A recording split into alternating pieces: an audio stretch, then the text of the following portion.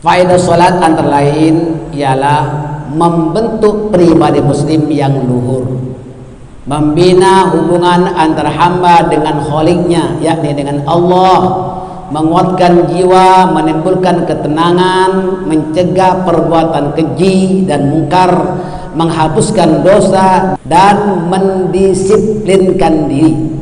Inna sholata tanha 'anil fahsya'i wal munkar. Sesungguhnya solat itu dapat mencegah diri orang yang solat itu daripada perkara fahsya dan munkar, perkara yang keji dan perkara yang munkar.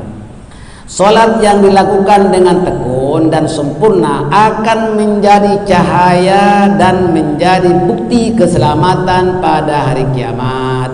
Man hafadha 'alaiha kanat lahu nura wa burhanan wa najatan yaumal qiyamah. Wa man lam yuhafiz 'alaiha lam takun lahu nuran wala burhanan wala najatan. Barang siapa yang memelihara solat, maka solat itu akan menjadi cahaya baginya, menjadi bukti dan keselamatan pada hari kiamat. Dan siapa yang tidak memelihara solatnya, maka dia tidak mempunyai cahaya dan bukti serta tidak selamat pada hari kiamat. Ini riwayat Imam Ahmad At-Tabrani daripada Ibnu Umar radhiyallahu anhuma. Kan diterangkan di dalam surah Al-Ma'arij ayat ke-34 dan ayat ke-35. Walladzina hum 'ala salatihim hafizun ulaika fi jannatin mukarramun. Dan orang-orang yang memelihara solatnya, mereka itu kekal di dalam surga lagi dimuliakan. Qala Rasulullah sallallahu alaihi wasallam, awwalu ma yuhasabu bihil abdu yaumal qiyamati as-shalah.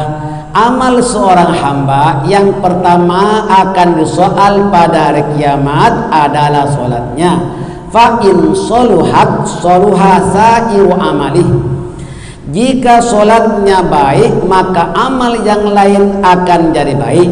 Wa in fasadat fasada sa'iru amalih. Tetapi jika solatnya rusak, maka amal yang lain pun boleh jadi rusak. Kalau solatnya tak betul, mustahil orang itu bisa dapat haji mabrur, tak mungkin. Maka solat ini menjadi satu inti daripada semua ibadah yang lain.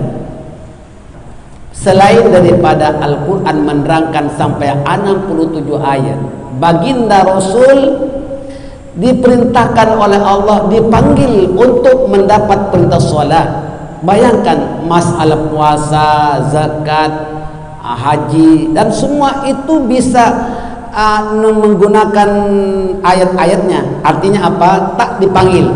Yang dipanggil satu saja, solat. Yang lain tak dipanggil. Melalui ayat Quran, malaikat Jibril menyampaikan wahyu, ya. Kemudian solat dipanggil.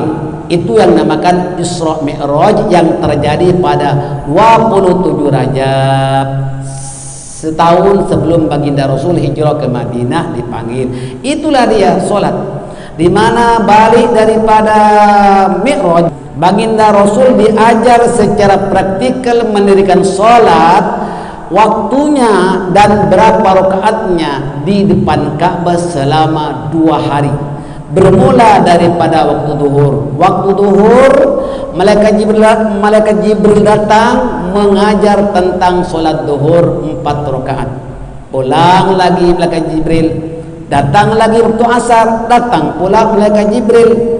Maknanya waktu asar itu kena solat 4 rakaat. Pulang lagi malaikat Jibril, datang lagi waktu maghrib, mengajar tata cara solat maghrib 3 rakaat.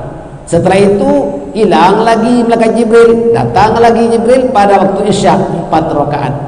Akhirnya semalaman tak datang sampai datang waktu fajar, datang mendirikan sholat subuh hanya 2 rakaat. Semuanya ada 17 rakaat, 5 waktu.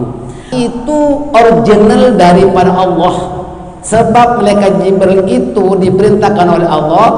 Nabi Muhammad sallallahu alaihi wasallam berguru kepada malaikat Jibril. Sahih Bukhari Muslim. Maknanya Nabi Muhammad sallallahu alaihi wasallam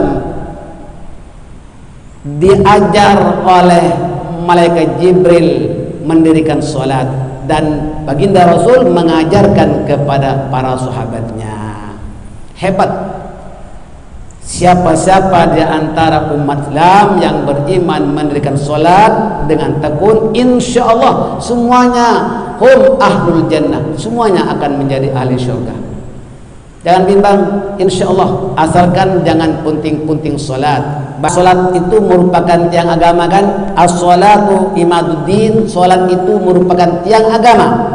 Faman aqamaha faqad aqamaddin. Siapa yang mendirikan salat berarti dia telah menegakkan agama. Besar pahalanya itu.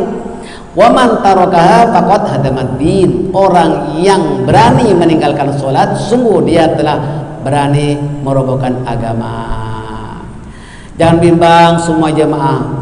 Ya, hendaklah kita salat, ajarkan anak cucu kita, semoga mereka juga sama-sama menjadi ahli surga, di mana surga disediakan suami istri yang sama-sama beribadah, sama-sama mendirikan salat, dia akan dikumpulkan di surga.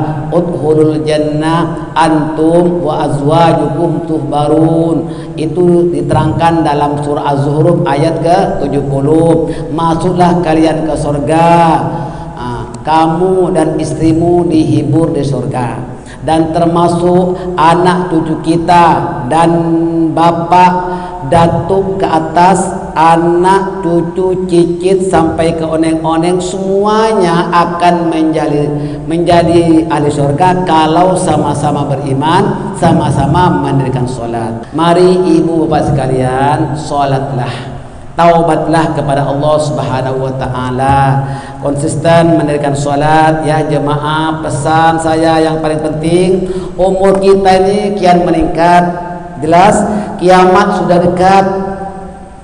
Insaflah, bertaubatlah sebelum terlambat. Perbaikilah salatmu, karena salat itu akan disoal di akhirat kelak. Jika salatmu banyak silapnya, maka keselamatanmu akan tergugat. Barang siapa yang ingin menjadi ahli syurga, perbaikilah salatmu. Allah Ta'ala akan memutuskan dengan tegas menyelamatkan hamba-hambanya yang datang kepadanya dengan membawa pahala salatnya dengan ikhlas. Jadi kita berjumpa Allah membawa salatnya, membawa pahala salatnya. Ini diriwayatkan oleh Sayyidatina Aisyah radhiyallahu anha.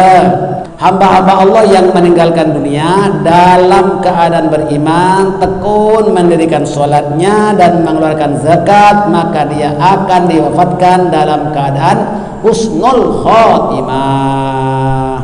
Kullu nafsin dha'iqatul maut. Tiap-tiap jiwa pasti mengalami mati.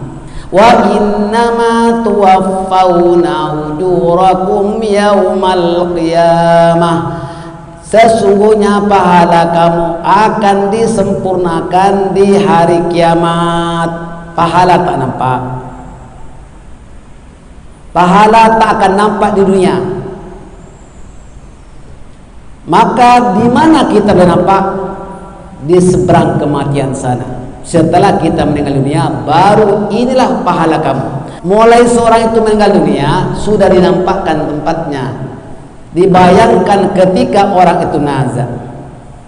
Faman ya'mal mithqala dzarratin khairan yarah wa man ya'mal mithqala dzarratin syarran yarah. Kan begitu. Barang siapa yang mengerjakan kebaikan, maka diperlihatkan pahalanya itu diperlihatkan, dan barang siapa yang mengerjakan kejahatan juga demikian diperlihatkan. Pada saat orang itu nazar, diperlihatkan apakah dia menjadi ahli surga atau dalam neraka. Kalau orang itu nazar mengeluarkan senyuman ataupun tenang-tenang saja, jelas orang itu nampak tempatnya di dalam surga. Tetapi ingat, ada juga orang nazar itu dalam keadaan gelisah, maka jelas orang itu menunjukkan sengsaranya, mungkin karena ada kesilapan, mungkin dia tidak konsisten sholat dan sebagainya. Sholat Bapak Ibu, insya Allah semuanya akan menjadi ahlul jannah. Amin.